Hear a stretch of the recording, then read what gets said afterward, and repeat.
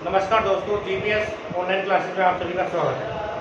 हम यहाँ पर गाउस के नियम का अनुप्रयोग पढ़ रहे हैं। लास्ट वीडियो में हमने समरूप आवेशित अचालक परत के कारण विद्युत क्षेत्र की दिशा ज्ञात की थी। फिर उसके बाद में विद्युत क्षेत्र का जो परिमाण है वो हमने ज्ञात किया था। अब हम यहाँ पर अनंत विस्तार की समरूप आवेशित चालक परत के कारण विद्युत क्षेत्र ज्ञात करेंगे। देखो, चालक परत और अचालक परत में अंतर क्या होता है। अगर चालक परत है तो चालक परत को दिया गया जो आवेश होता है वो उसकी केवल ऊपरी सतह पर उपस्थित होता है, जबकि हमारे पास अगर अचालक कोई परत है, अचालक यदि प्लेट है, तो दिया गया जो आवेश होता है वो उसके संपूर्ण आयतन में समान रूप से फैला हुआ होता है। तो आपको यहाँ पर ये ध्यान रखना है मित्रों कि अगर आप चालक परत लेते हो या चालक पट्टिका यदि आप लेते हो तो आवेश केवल उसकी सतह पर होगा, यानी उसके अंदर आवेश का जो मान होगा वो कितना होगा, वो शून्य होगा। तो सबसे पहले हम यदि इसकी दिशा की बात करें तो अचालक परत के लिए हम दिशा ज्ञात कर चुके हैं। दिशा जो आती है, चाहे चालक हो चाहे अचालक पट्टिका हो, दिशा हमेशा पट्टिका के लंबवत आती है। अगर ये पट्टिका है इसके लंबवत इधर होगी दिशा विद्युत क्षेत्र की, और या फिर इधर होगी। तो दिशा के लिए आपको जो सेम आपने चालक पट्टिका के अंदर लिखा है, उसी चालक पट्टिका में जो आपने लिखा है दिशा में, वो ही चित्र बना करके आप उसी को नोट कर सकते हो। केवल चित्र में जो पट्टिका बनाओगे उस पट्टिका के अंदर थोड़ा सा अंतर जरूर आएगा।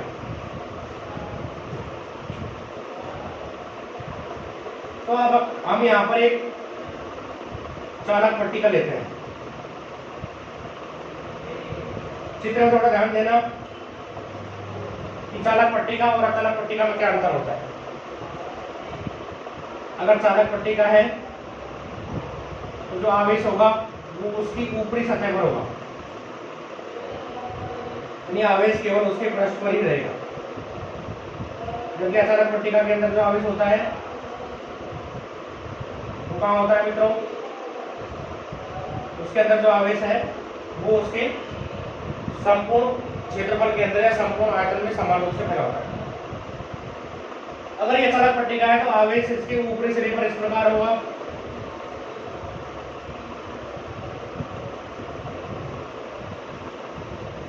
ये आवेश इसके अंदर नहीं है मित्रों, ये आवेश केवल इसकी ऊपरी सतह पर है।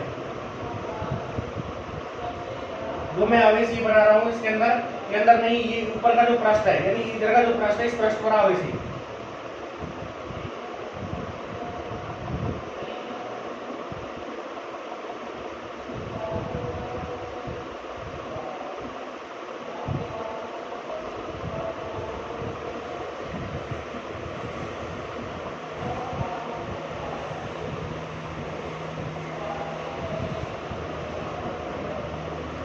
तो ये अपनी एक चालक पट्टिका हो गई, इसकी केवल ऊपर की सतह पर ही आवेश है। इसको समझने के लिए मान लेते हैं हमारे पास, इसी थोड़ी देर के लिए हम एक चालक पट्टिका मान लेते हैं। ये एक चालक पट्टिका है, आवेश होगा इस सतह पर होगा पूरे पर, इधर आवेश यहाँ पर होगा, इधर आवेश इसके अंदर यहाँ होगा इस सतह पर ऊपर केवल, और आवेश इधर होगा यहाँ पर। इस प्रकार की चालक पट्टिका है, केवल इसकी सतह पर आवेश है। इसके लिए दिशा ज्ञात करने की आवश्यकता नहीं है, केवल हम इसका जो परिमाण है वो ज्ञात करेंगे। तो इसमें सबसे पहले हम क्या करेंगे, इसका परिमाण ज्ञात करने के लिए देखो, अगर आप इसके लिए दिशा यदि ज्ञात करते हो तो यहाँ पर एक अल्पांश ले लेना, एक अल्पांश ले लेना, यहाँ मध्य बिंदु आ जाएगा, ठीक है, इस चित्र के अंदर, और यहाँ पर बिंदु पी ले लेना। और सेम जो पिछला चित्र है, यानी पिछले चित्र के अंदर जो अपन ने अचालक पट्टिका बनाई थी उसकी जगह आप ये वाली प्लेट बना करके उसी चित्र को ड्रॉ कर देना। और पिछले टॉपिक में जो हम दिशा के अंदर लिखेंगे सेम आपको वही लिखना है, केवल अचालक के स्थान पर आप चालक कर दोगे, ठीक है। तो इसकी जो दिशा है वो मैं यहाँ पर नहीं करा रहा हूँ, आप खुद कर सकते हो। तो यहाँ से आर दूर पर किसी बिंदु पर पी पर आपको विद्युत क्षेत्र का मान यदि ज्ञात करना है तो उसके लिए आप क्या करोगे, एक बेलाकार गाउसी पृष्ठ की कल्पना करोगे। और वो गाउसी पृष्ठ आप इस प्रकार लोगे कि उस गाउसी पृष्ठ का कुछ भाग तो इस चालक पट्टिका के अंदर होगा। हमने बेलाकार एक गाउसी पृष्ठ ले लिया, इस गाउसी पृष्ठ का कुछ भाग है यहाँ से लेकर के और यहाँ तक का ये जो भाग है ये तो इस चालक पट्टिका के अंदर है, बाकी इसका जो शेष भाग है वो इस चालक पट्टिका के कहाँ होगा, बाहर होगा। तो ये अपना होगा मित्रों गाउसी पृष्ठ।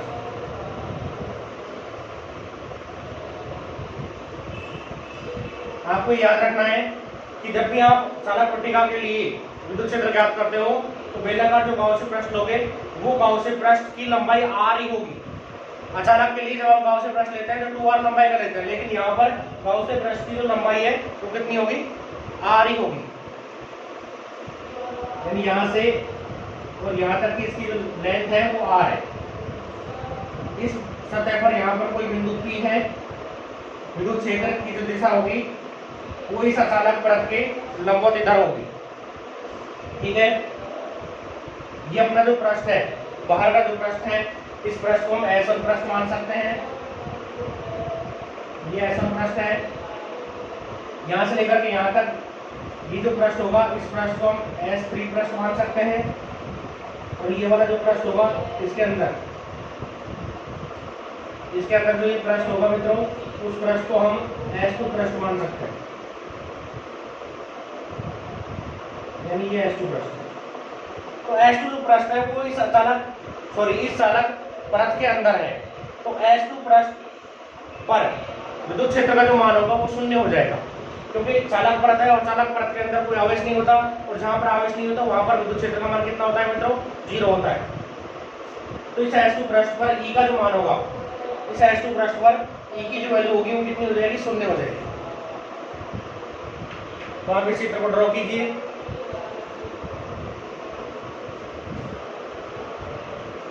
इस S1 सिरे पर अगर क्षेत्रफल सदिश देखें तो इस सिरे के लंबवत इधर की तरफ होगा, तो dA वेक्टर यहाँ पर आ जाएगा।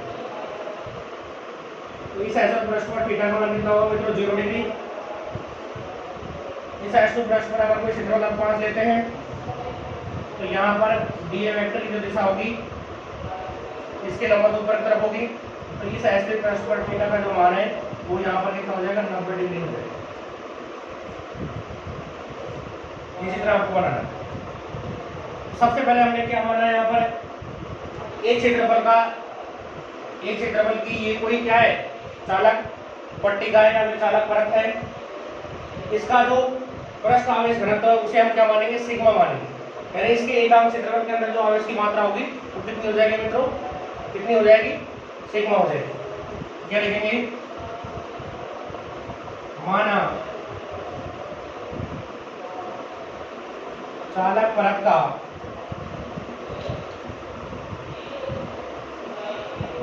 पृष्ठ आवेश घनत्व सिग्मा है। तो सबसे पहले इस चालक परत के अंदर जो नेट आवेश होगा यानी कुल आवेश का मान हम ज्ञात करेंगे। चालक परत पर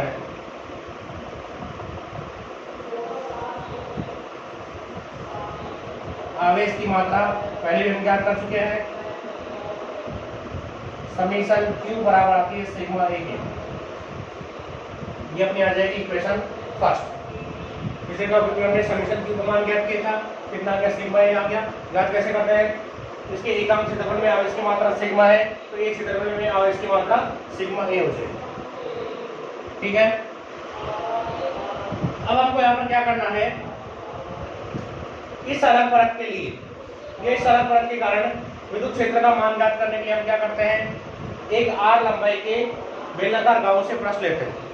इस गाउसी पृष्ठ का S1 सिरा, S1 जो वृत्ताकार पृष्ठ है, ये चालक परत से कहाँ होता है, बाहर होता है, जबकि इसका जो S2 जो सिरा है, इस बेलनाकार पृष्ठ का S2 सिरा चालक परत से कहाँ होता है मित्रों, अंदर होता है। जबकि S3 जो भाग है इसका बेलनाकार गाउसी पृष्ठ का जो S3 जो भाग है, इसका कुछ भाग चालक के अंदर है, चालक परत के अंदर है, जबकि शेष भाग चालक परत के कहाँ है, बाहर है। यह आपको इसमें नोट करना है। तो आप क्या लिखोगे,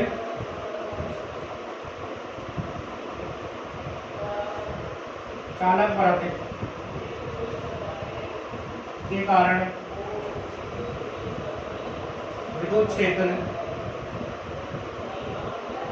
ज्ञात करने के लिए क्या करते हैं, एक r लंबाई के बेलनाकार गाउसी पृष्ठ लेते हैं। r लंबाई का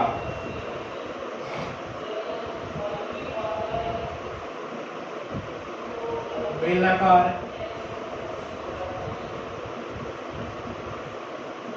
गाउसियन पृष्ठ लेते हैं जिसका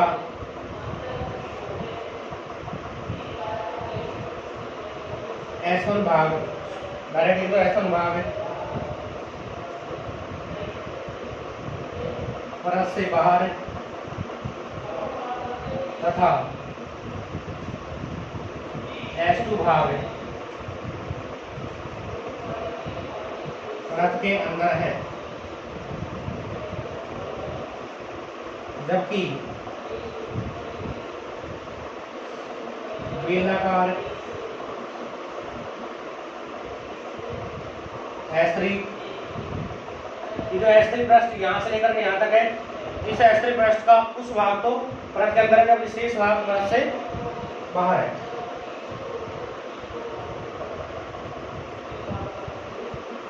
पृष्ठ का कुछ भाग परत के अंदर है तथा शेष भाग परत से बाहर है। ये आप ऐसा कैसा इसमें नोट कर दोगे, ठीक है। अब आपको इस गाउसियन पृष्ठ से निर्गत फ्लक्स ज्ञात करना है। फ्लक्स का मान आप पहले परिभाषा से ज्ञात करोगे, क्या लिखोगे, परिभाषा से निर्गत फ्लक्स I बराबर कितना होगा, integral E vector dot dA vector, और ये किसके बराबर होता है, EDA cos थीटा, ये आ जाएगा। अब आप इस गाउसियन पृष्ठ को तीन भागों में डिवाइड कर रहे हो, वृत्ताकार पृष्ठ S1, वृत्ताकार पृष्ठ S2 और बाकी कौन सा पृष्ठ है, वृत्ताकार पृष्ठ S3। आप क्या लिखोगे, गाउसियन पृष्ठ को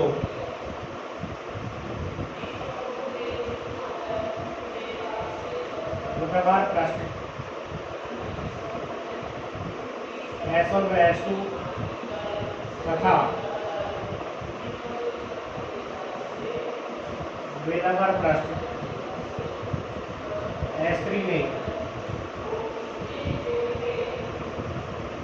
विभाजित करने पर, यानी आपने ये जो बेलनाकार जो गाउसियन पृष्ठ है, इस पूरे गाउसियन पृष्ठ को तीन भागों में तोड़ दिया। पहला पृष्ठ S1 हो गया, दूसरा S2 हो गया, ये दोनों वृत्ताकार पृष्ठ हैं, और यहाँ से लेकर के यहाँ तक ये पूरा बेलनाकार पृष्ठ है। बेलनाकार पृष्ठ यहाँ से लेकर के ये यहाँ तक है, ठीक है। तो फाई बराबर क्या हो जाएगा, इस सराउंड को तीन भागों में तोड़ रहे हो, integral S1 EDA cos theta plus आएगा integral S2 EDA cos theta.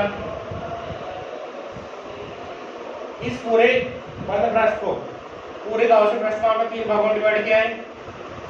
पहला ये वृत्ताकार पृष्ठ S1 हो गया, EDA cos थीटा का, दूसरा भी वृत्ताकार पृष्ठ S2 इसलिए EDA cos थीटा गया, प्लस तीसरा है बेलनाकार पृष्ठ S3 इसके लिए EDA cos थीटा।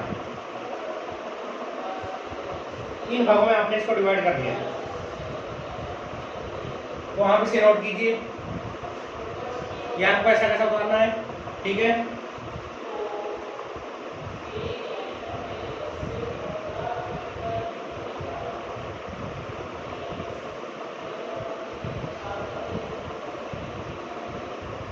अब यहाँ पर आपको देखना है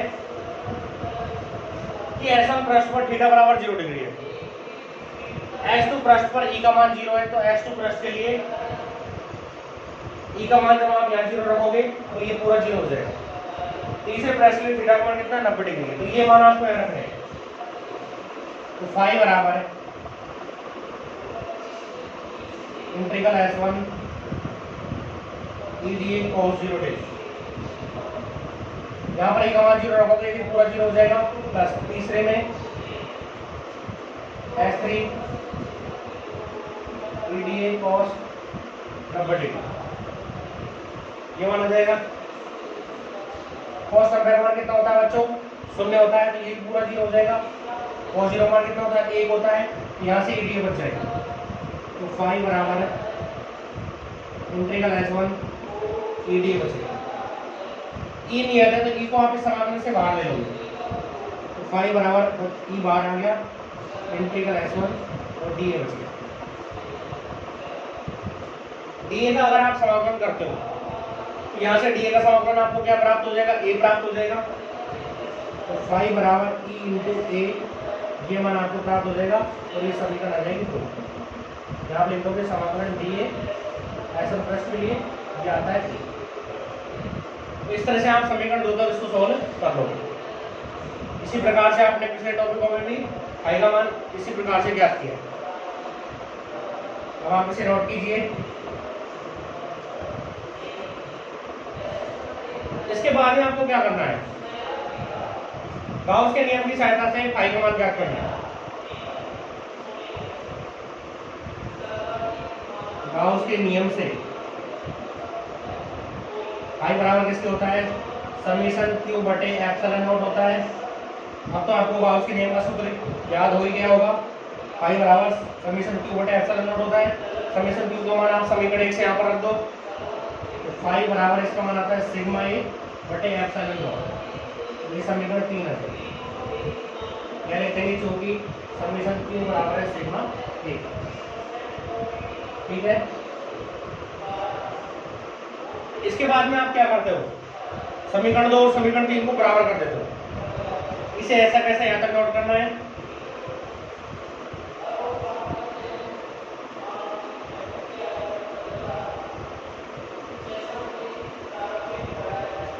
समीकरण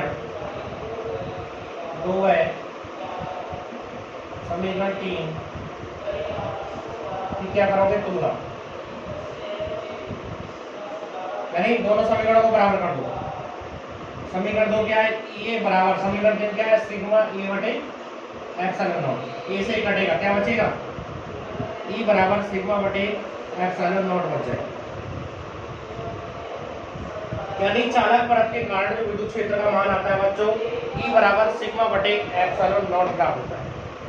अगर आप इसे सदिश रूप में लिखते हो तो सदिश रूप में आ जाएगा ई वेक्टर बराबर सिग्मा बटे एप्सिलॉन नॉट और साथ में क्या आ जाएगा? N cap. ये इसका सदिश रूप हो जाएगा। और एन कैप किसको दर्शाएगा? इस चालक परत के कारण विद्युत क्षेत्र की दिशा को दर्शाएगा, जो कि दिशा जो होती है चालक परत के लंबवत होती है। तो इस चालक परत के लंबवत इधर की तरफ क्या होगा? विद्युत क्षेत्र होगा। इस सूत्र को अगर देखें तो ये जो सूत्र है इसमें सिग्मा बटे एप्सिलॉन नॉट मान आपको प्राप्त हो रहा है। अब इसमें कहीं पर भी आर नहीं है, इस सूत्र में कहीं पर भी आर नहीं है। इसका मतलब क्या है कि चाहे चालक परत हो चाहे अचालक परत हो, दोनों के अंदर ही विद्युत क्षेत्र का जो मान होता है वो परत से उस बिंदु की जो दूरी होती है आर, उस पर निर्भर नहीं करता है। यानी यहाँ पर विद्युत क्षेत्र का जो मान है, विद्युत क्षेत्र जो होता है कैसा रहता है? नियत रहता है, अपरिवर्तित रहता है। दूरी को बढ़ाओ चाहे दूरी को घटाओ, विद्युत क्षेत्र के मान पर उस दूरी का कोई प्रभाव नहीं पड़ेगा, क्योंकि सूत्र के अंदर आर कहीं पर भी उपस्थित नहीं है। तो इस तरह से हम इस चालक परत के कारण विद्युत क्षेत्र का जो मान है वो ज्ञात कर सकते हैं। अब इसके बाद में आपको मैं इसे चित्र को मिटा देता हूँ, आपको चित्र बनाना है। इसके बाद में विद्युत क्षेत्र तथा दूरी में आरेख खींचना है। सेम पिछला वाला आरेख आएगा, क्योंकि अचालक परत के कारण भी विद्युत क्षेत्र दूरी पर निर्भर नहीं करता और चालक परत के कारण भी विद्युत क्षेत्र दूरी पर निर्भर नहीं करता है। इधर आप दूरी ले लोगे, इधर आप विद्युत क्षेत्र ले लोगे, तो यहाँ पर जो आरेख होगा वो इस प्रकार से पिछला वाला आरेख आपको प्राप्त हो जाएगा। अगर आप ई का सिग्मा के साथ आरेख खींचना चाहो, सिग्मा क्या है? पृष्ठ आवेश घनत्व है। देखो ई का जो मान है वो सिग्मा पर डिपेंड करता है। एप्सिलॉन नॉट क्या है? नियत राशि है, इसका मान आपको पता भी होगा। निर्वात में जो निर्वात की विद्युतशीलता है इसका मान मैंने पहले लिखाया भी है। तो ई का जो मान है वो सिग्मा पर डिपेंड करेगा। अगर सिग्मा का मान ज्यादा होगा तो ई का मान ज्यादा होगा, सिग्मा का मान अगर कम होगा तो ई का मान कैसे हो जाएगा? कम हो जाएगा। यदि यहाँ पर हम सिग्मा में और ई में यदि आरेख खींचना चाहें, इधर हमने सिग्मा ले लिया, इधर ले लिया, ये अपना मूल बिंदु हो गया। तो ई जो है वो सिग्मा के कैसा है, समानुपाती है। ई सिग्मा के कैसा हुआ, समानुपाती। और समानुपाती वाला जो आरेख आता है वो कैसा प्राप्त होता है मित्रों, वो इस प्रकार से आरेख प्राप्त होता है। तो ई का अगर आप आर के साथ आरेख खींचोगे तो ये आरेख प्राप्त होगा, सीधी रेखा यहाँ से गुजरेगी। और अगर ई का आप सिग्मा के साथ आरेख खींचोगे तो आरेख तो सीधी रेखा ही प्राप्त होगा, लेकिन वो रेखा फिर मूल बिंदु से गुजरेगी। क्योंकि सिग्मा क्या है, प्रस्तावित घनत्व है। प्रस्तावित घनत्व अगर 0 होगा इसका मतलब चालक परत पर कोई आवेश उपस्थित नहीं है। जब आवेश नहीं होगा तो विद्युत क्षेत्र 0 हो जाएगा, आवेश का मान बढ़ेगा, यदि प्रस्तावित घनत्व का मान जैसे जैसे बढ़ेगा विद्युत क्षेत्र का जो मान है वो भी बढ़ता चला जाएगा। तो हमने आज यहाँ पर चालक परत के कारण विद्युत क्षेत्र का जो मान है वो ज्ञात किया है। ठीक है, तो आपको इसे ऐसा कैसा अपने नोटबुक में नोट करना है। अगर यदि आपको हमारी वीडियो पसंद आई है तो आप इसे लाइक करें, साथ में हमारे यूट्यूब चैनल को सब्सक्राइब करें। धन्यवाद।